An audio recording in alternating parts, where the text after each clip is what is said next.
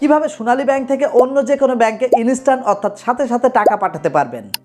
আপনি যদি সোনালী ব্যাংকের ই-ওয়ালেট অ্যাপসটি ব্যবহার করে থাকেন তাহলে কিন্তু খুব সহজেই সোনালী ব্যাংক ই-ওয়ালেট অ্যাপের মাধ্যমে বাংলাদেশের অন্য যে কোনো ব্যাংকে খুব সহজেই এবং সাথে সাথে টাকা পাঠানো যায়। আজকের ভিডিওতে কিন্তু আমি সম্পূর্ণ A to Z আপনাদেরকে দেখিয়ে দেবো কিভাবে সোনালী ব্যাংক থেকে অন্য যে কোনো ব্যাংকে টাকা পাঠাবেন। ওকে ভিউয়ার্স, তো শুরু করছে আজকের ভিডিও। সোনালী ব্যাংক থেকে অন্য ব্যাংকে টাকা পাঠানোর জন্য আপনার সোনালী ব্যাংকের যে সোনালী ই-ওয়ালেট অ্যাপসটি আছে অ্যাপসটি ওপেন করে নেবেন। ওকে ভিউয়ার্স, তো আমি কিন্তু আমার সোনালী ই-ওয়ালেট অ্যাপসটি ওপেন করে নিচ্ছি। ওপেন করার সাথে সাথে এখানে কিন্তু আপনার যে পার্সোনাল পিন নাম্বারটি আছে সেই পিন নাম্বারটি দিয়ে কিন্তু এই সোনালী ই-ওয়ালেট অ্যাপসটি লগ ইন করে নেবেন। আর আপনি যদি এখনও পর্যন্ত সোনালী ব্যাংকের ই-ওয়ালেট অ্যাপসটি না ব্যবহার করে থাকেন তাহলে অবশ্যই আপনার নিকটস্থ সোনালী ব্যাংকের শাখা থেকে আপনার ই-ওয়ালেট অ্যাপসটি রেজিস্ট্রেশন করে নেবেন। ওকে, তো আমার সোনালী ব্যাংকের কত টাকা ব্যালেন্স আছে সেটা আমি দেখে নেব। তার জন্য এখানে দেখতে পাচ্ছেন ব্যাংক ব্যালেন্স বলে একটা অপশন আছে, এখানে একটি ক্লিক করে অবশ্যই কিন্তু আপনারা আপনাদের ব্যালেন্সটি দেখে নেবেন। তো এখানে কিন্তু আমার অ্যাকাউন্টে পর্যাপ্ত পরিমাণ টাকা আছে। তাছাড়া অনেকের কিন্তু ওয়ালেটে ব্যালেন্স থাকে, তার জন্য আপনার ওয়ালেট ব্যালেন্স এখানে ট্যাপ করার সাথে সাথেই কিন্তু আপনাদের ওয়ালেট ব্যালেন্সটিও দেখে নিতে পারেন। ওকে, তো মুহূর্তেই সোনালী ব্যাংক থেকে বাংলাদেশের অন্য যে কোনো ব্যাংকে টাকা পাঠানোর জন্য আপনারা এখানে দেখতে পাচ্ছেন NPSB নামের একটি আইকন আছে, এখানে একটি ক্লিক করবেন। NPSB-তে ক্লিক করার সাথে সাথে দেখতে পাচ্ছেন এমনই একটা ইন্টারফেস কিন্তু আপনার সামনে শো করবে। তো এখান থেকে দেখতে পাচ্ছেন সোর্স SBL অ্যাকাউন্ট অর্থাৎ সোনালী ব্যাংক অ্যাকাউন্ট কিন্তু এটা সিলেক্ট থাকবে। যদি আপনার সোনালী ব্যাংক ই-ওয়ালেটে ব্যালেন্সটি থাকে সেক্ষেত্রে আপনারা সোনালী ই-ওয়ালেট এই অপশনটি কিন্তু সিলেক্ট করে নেবেন। আমার যেহেতু অ্যাকাউন্টে টাকা আছে তার জন্য আমার এই অ্যাকাউন্টটি সিলেক্ট করা আছে। তারপরে নিচের দিকে দেখতে পাচ্ছেন ডেস্টিনেশন, আপনি যে এই ব্যালেন্সটি কোথায় পাঠাবেন, তার অ্যাকাউন্টে না ব্যাংকের কার্ডে পাঠাবেন সেটা কিন্তু এখান থেকে সিলেক্ট করবেন। তবে আমি আপনাদেরকে বলি খুব সহজে টাকা পাঠানোর জন্য আপনারা যাকে টাকা পাঠাবেন তার কাছ থেকে ব্যাংক অ্যাকাউন্ট নাম্বারটি নিয়ে নেবেন, এটা সব থেকে বেটার হয়। তো এখান থেকে ডেস্টিনেশন আমি ব্যাংক অ্যাকাউন্টে টাকা পাঠাবো, এখান থেকে আমার ব্যাংক অ্যাকাউন্ট কিন্তু সিলেক্ট করা আছে। তারপরে নিচের দিকে দেখতে পারবেন সিলেক্ট ব্যাংক লেখা আছে, এখানে একটি ক্লিক করবেন। এখানে ক্লিক করার সাথে সাথে বাংলাদেশের যে সমস্ত ব্যাংকগুলো আছে সমস্ত ব্যাংকের লিস্ট কিন্তু আপনারা এখানে দেখতে পারবেন।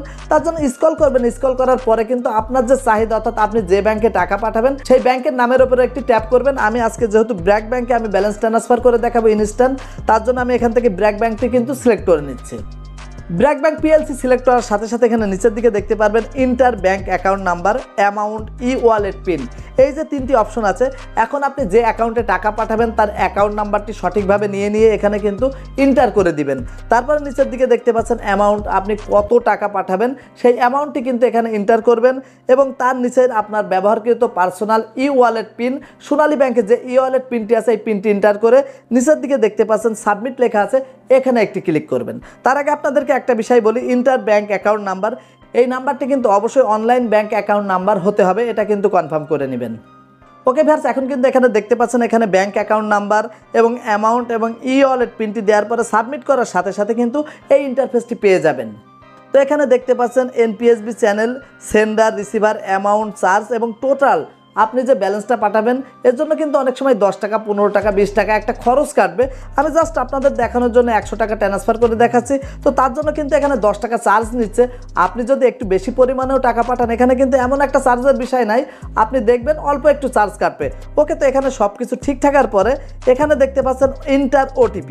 এখন কিন্তু আপনার সোনালী ব্যাংকের রেজিস্টারকৃত মোবাইল নাম্বারে একটি OTP চলে গিয়েছে। এখন কিন্তু আপনাকে এই OTPটি সংগ্রহ করে এখানে ইন্টার করতে হবে। ওকে ভিউয়ার্স, তো দেখতে পাচ্ছেন এখান থেকে কিন্তু আমি OTPটি সংগ্রহ করে নিয়েছি। তারপর এখানে আমি আমার OTPটি সাবমিট করে দিচ্ছি। সাবমিট করার সাথে সাথে এখানে দেখতে পাচ্ছেন সাকসেস ট্রান্সফার অ্যামাউন্ট, আমি ঠিক যে পরিমাণ টাকাটি সাবমিট করেছি সেটা কিন্তু এখান থেকে ট্রান্সফার হয়ে গিয়েছে। তাছাড়া নিচের দিকে দেখতে পাচ্ছেন ডাউনলোড নামের একটি অপশন আছে, আপনি যদি চান এখান থেকে একটি ভাউচার কিন্তু ডাউনলোড করে রাখতে পারেন। এবং এখান থেকে দেখতে পাচ্ছেন ব্যালেন্সটি ট্রান্সফার করার সাথে সাথে আমি যে ব্র্যাক ব্যাংক অ্যাকাউন্টে আমার ব্যালেন্সটি ট্রান্সফার করেছি এখানে আমার ব্র্যাক ব্যাংক থেকে কিন্তু একটা SMS চলে আসছে, অর্থাৎ মিনিটেই কিন্তু আমি আমার ব্যালেন্সটি ট্রান্সফার করতে পারলাম। ওকে ভিউয়ার্স, আজকের ভিডিওতে আমি কিন্তু আপনাদেরকে দেখিয়ে দিলাম মুহূর্তে কিভাবে সোনালী ব্যাংক ই-ওয়ালেটের মাধ্যমে বাংলাদেশের অন্য যে কোনো ব্যাংকে খুব সহজেই টাকা পাঠাতে পারবেন। আমাদের চ্যানেলের নতুন নতুন ভিডিও দেখতে অবশ্যই আমাদের চ্যানেলটি সাবস্ক্রাইব করে পাশে থাকবেন। আসসালামু আলাইকুম।